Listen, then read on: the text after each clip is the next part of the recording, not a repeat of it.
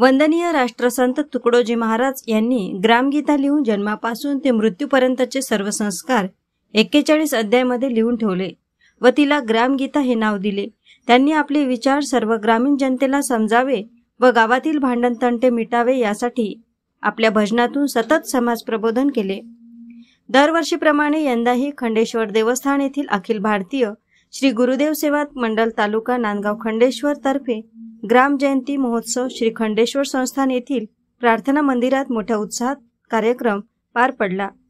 सकाळी वंदनीय राष्ट्रसंत तुकडोजी महाराज यांच्या पुतळ्याला अभिषेक, श्री अंबादासजी बोके तथा सामुदायिक ध्यानाचे महत्त्वावर, सायंकालीन प्रार्थनेच्या महत्त्वावर श्री यशवंत चौकडे गुरुजी यांनी मार्गदर्शन केले. श्री प्रकाशभाऊ राजगुरे यांनी सर्व भाविकांसाठी फराळाचे आयोजन केले.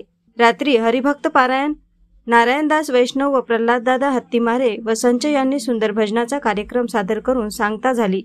वरील सर्व कार्यक्रमाला नामदेवराव जाधव, भोयर साहेब, आशिष मारोटकर, तर्हेकर साहेब, चांदणे, बाळूभाऊ उंबरकर, रितेश पोफळे, अरविंद फुसे, ओंकारभाऊ ठाकरे इतर बरीचशी मंडळी उपस्थित होते.